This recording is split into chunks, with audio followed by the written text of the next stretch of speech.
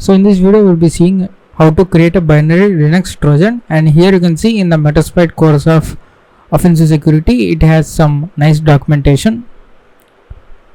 So we'll be downloading a .deb file. So .deb file is a Debian package you can straight away install on the Debian based systems. So for our testing purposes I have already downloaded this one, vscode.deb file. So this is the file I have downloaded and I have renamed it to simply vscode.deb. The version is code underscore 1.6.63.2. So remember this one, this will be helpful later. Now what we are going to do is we are going to extract this package. So we will be using dpkg -x extract vscode.deb, and also we will be creating a new directory, let's say backdoor. Let's extract vscode.deb into this backdoor folder. So the extraction takes some time, depends upon the file size of this deb file. Now let's go to this backdoor folder and you can see ls, we have the usr folder. Alright, now what we're going to do is we are going to create a new folder that is called Debian, capital Debian. Let's move on to this directory, and here we are going to create two new files. Those are control and the next one is postinst. So this is the post installation script. After the installation of our application, the script executes as a shell script. Let's say chmod 755 postinst. Now inside this control file what we are going to do is we are going to give some instructions that is about the information of this package. Now you can see here the offsec has stated the control file like this one, package, so you can just simply copy this one and paste here, and we need to change some things. Package name is VS Code, so this will appear on the installation screen, and the version number is 1.63.2 1.63.2/1-1, so this should do fine. And we need to change the architecture as well. The architecture should be AMD 64 because this is the 64-bit. So make sure the architecture supports on the victim machine you want to send. And now we want to edit this file. So this is normal shell script file bin-sh. Now I am going to use the Python reverse shell.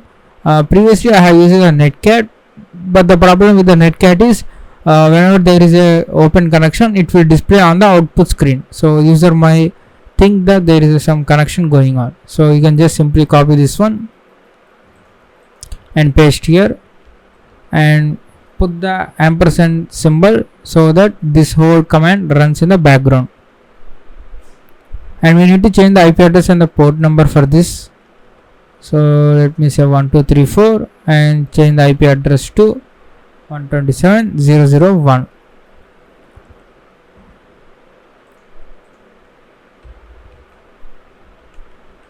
So let's go on listening on 1234 port for the incoming connections.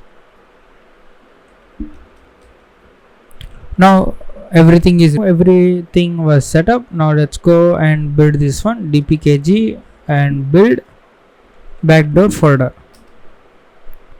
So this is gonna take some time, depends upon the size.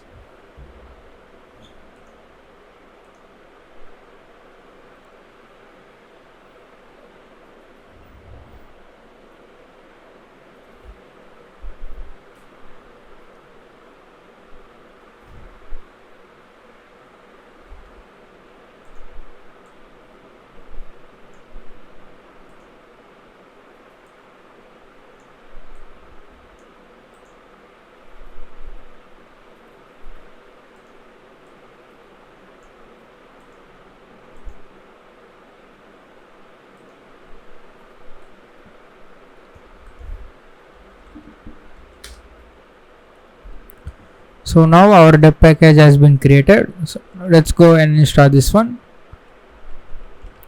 Normally you can't install the any deb package without this sudo, so obviously the victim has to use the sudo, and that means we will get the root shell.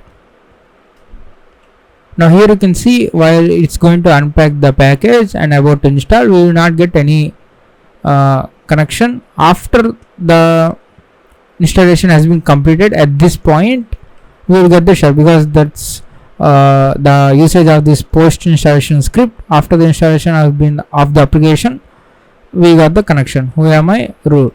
So now we can see the application has been installed successfully, and silently we got the reverse shell. Now we can also run the Visual Studio Code as well, so there is no suspicion for the victim. Now let's exit this one. Now what we're going to do is, let's go and remove this one. We'll be using another package manager, that is DEB. So I think this also uses this dpkg as well, but what DEB does differ than this dpkg is, it will automatically install any packages or dependencies that are required for this deb file. In the dpkg we will get some errors that there is lacking something and there is some error, so DEB will automatically install for us. So let's go and start the listener and press Y.